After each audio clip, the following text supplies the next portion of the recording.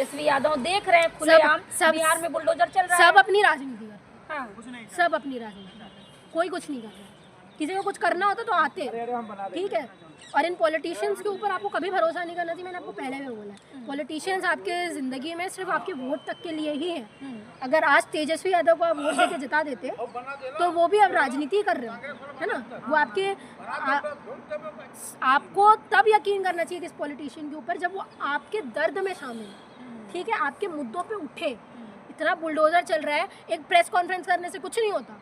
एक 4 दीवारी की प्रेस कॉन्फ्रेंस करने से लोगों की मुश्किलें सॉल्व नहीं होती है कि तुम एक पैनल बिठा दो, तुम्हारे लोगों की परेशानियों के ऊपर उस पैनल में डिसाइड कर लो तो लोगों की ज़िंदगी बदल जाए, ऐसा नहीं होता है। आप कह रही हैं कि दलितों के घर पे, मुसलमानों के घर पे बुलडोजर चल रहा है, तो दलित समाज से आते हैं मांझी जो है, चिराग पासवान आते हैं, तब मुसलमान समाज से ओवैसी साहब हैं, तो ऐसे लोग कहाँ हैं फिर? इनके जो क्या है, चिराग पासवान जी तो हनुमान बनने में लगे हुए हैं, वो अपना वही धर्म निभाले तो बहुत अच्छा है। उनको क्या आप लोगों से मतलब है नहीं, ठीक है। ओवैसी जी अपने हैदराबाद में अलग पॉलिटिक्स कर रहे हैं, उनको भी उनसे मतलब नहीं है। वो तो जश्न मना रहा है ना कि 5 सीटें आ गई बिहार में। अब वो खुश है ना इस चीज़ के लिए। अब राजनेता खुश इसलिए हो जाता है कि वो जीत जाए, बस। उसको इससे मतलब नहीं है लोग क्या कर रहे हैं। अगर उनको इनसे मतलब होता तो उनको दुख दर्द समझ में नहीं आते क्या लोगों के? देखो, भुगतना लोगों को ही है मैम, भुगतना उन लोगों को ही जिनके घर टूटे हैं। वापस उनको घर उन्हीं लोगों को बनाना है, पैसे उन्हीं लोगों को लगाना है, ठीक है। अब जिस बिहार में जब ये चीज़ बोली जाती है कि जिस बिहार में आप असली मुद्दों के ऊपर इलेक्शन लड़ नहीं सकते हो, तो उस बिहार के लोगों से क्या उम्मीद कर रहे हो कि वो आपको वोट देंगे?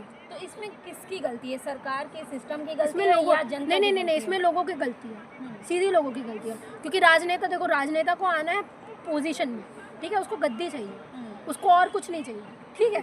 तो अब उसको पता है लोग पागल है धर्म के पीछे, धर्म के नाम पे वोट दे देंगे तो मैं धर्म के नाम पे राजनीति कर लेता हूँ।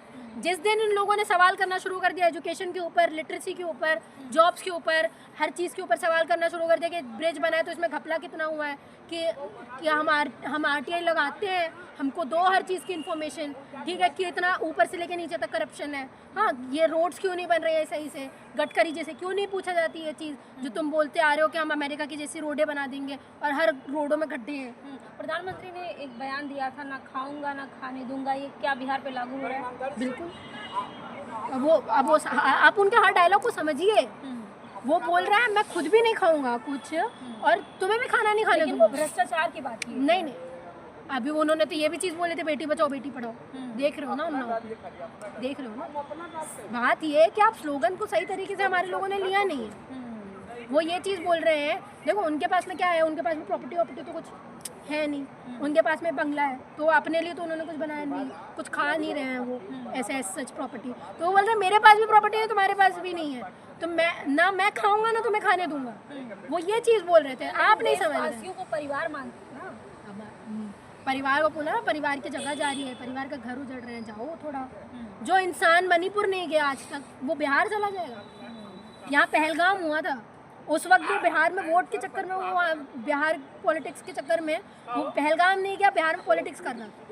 तब उसको सोचो कि वो उसके लिए पॉलिटिक्स और वोट कितना ज़रूरी है। सम्राट चौधरी का एक बयान है जो उन्होंने कहा कि जो है जिस तरह से बुलडोज़र बाबा का बुलडोज़र चल रहा है उत्तर प्रदेश में, उसी तरीके से बिहार में भी बुलडोज़र चलेगा, उसी तरह चलेगा। और दूसरी तरफ जिस तरह से अतिक्रमण वहाँ हटाया गया, गुंडागर्दी खत्म की गई, बिहार में भी खत्म किया जाएगा। यूपी में ख़त्म हो गई, यूपी में लड़कियाँ सेव हो गई। मैं आपसे पूछ रही हूँ, आप बताइए।